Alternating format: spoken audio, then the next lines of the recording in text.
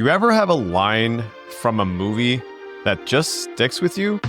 Mine's this: nobody works in this town without a retainer, guys. The first time I heard that, I laughed. The 10th time, I realized that's every consultant's dream and every founder's blind spot. Here's the thing. Everybody wants to sell retainers. Nobody actually knows how to close them. Yes, you want to be an advisor, a consultant. You want to be paid for outcomes, yet you're still seen as a doer, paid for deliverables. You're paid for more things. You're paid for more meetings.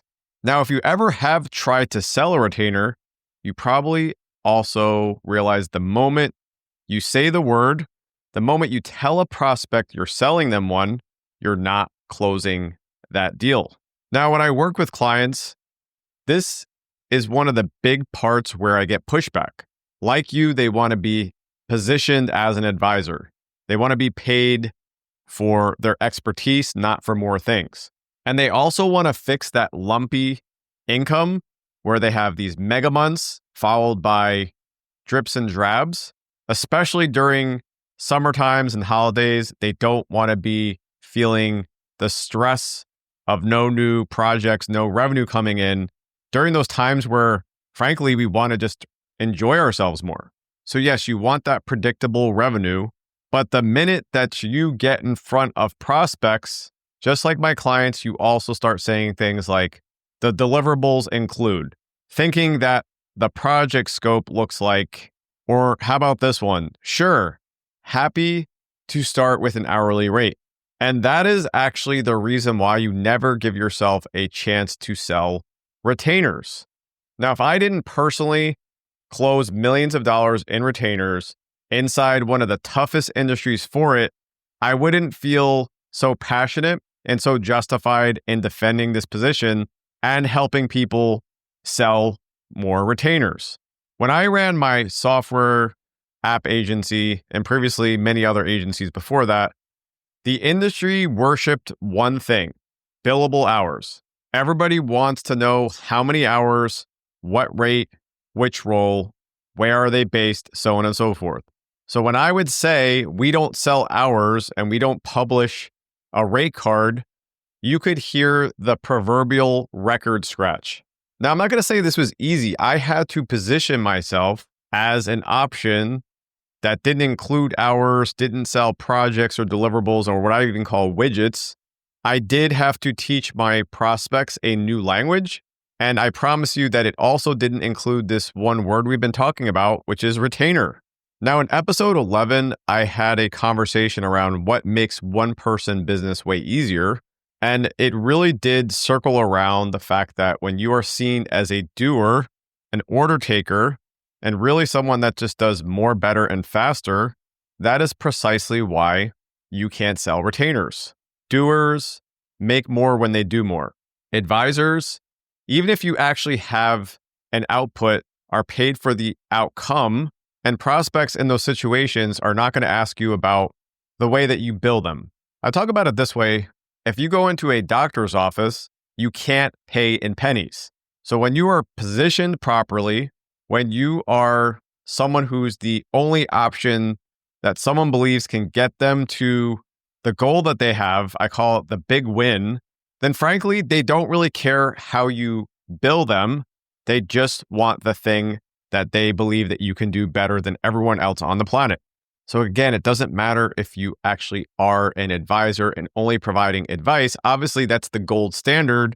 But if you simply are positioned as that expert, retainers can be sold more easily. But again, not because you're using the word retainer. And part of that change is not just about, I want to get paid more money.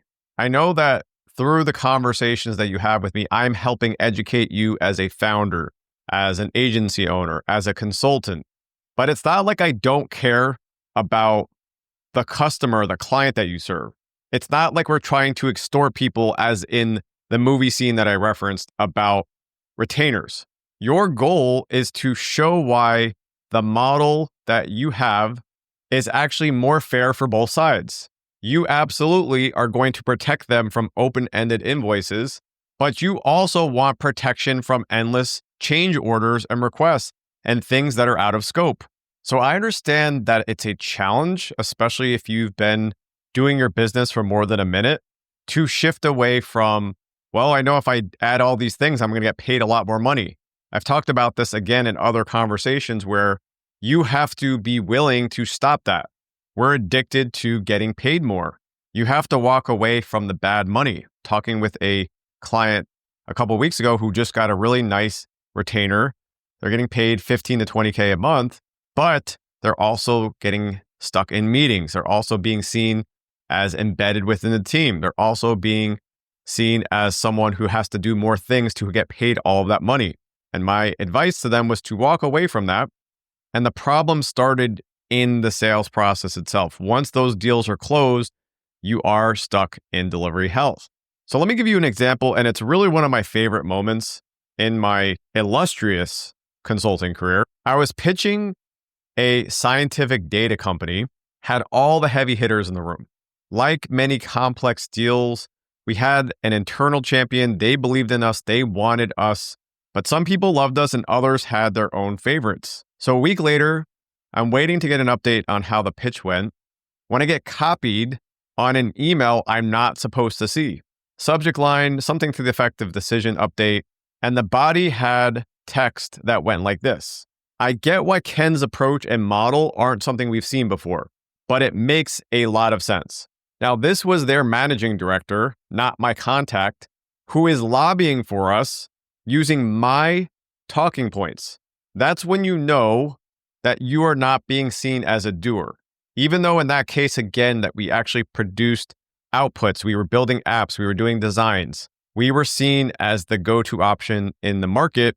We were seen as that advisor, and they were ready to pay us in our retainer-based model in an industry, again, that never had that as an option. So let's come back to this again. I want to hit you over the head with it. You don't sell retainers by saying the word retainer.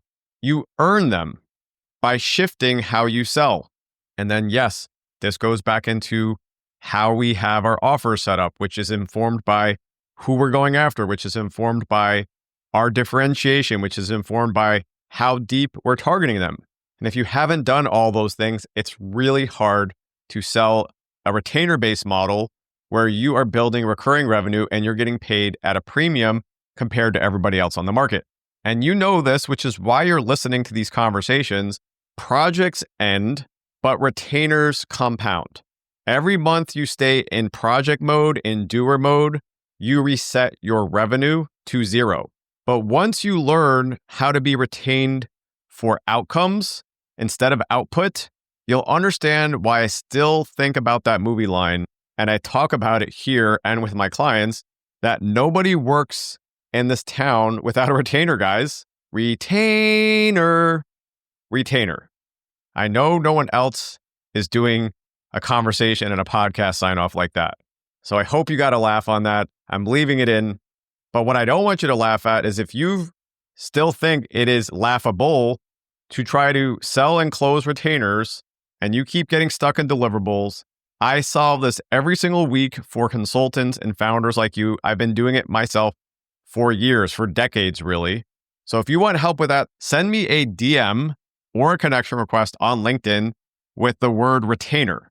And beyond all that, if you're getting value here, if you're getting a nugget, if you're being entertained at the same time, do me a favor and leave a rating or review. It is the only way that I know I'm doing a good job, keeps me motivated, and also tells the platform that this is something that you value and something you want others to discover. But that's going to be where we leave it for today. I appreciate your time and attention, and I can't wait to help you again with how to grow without hiring.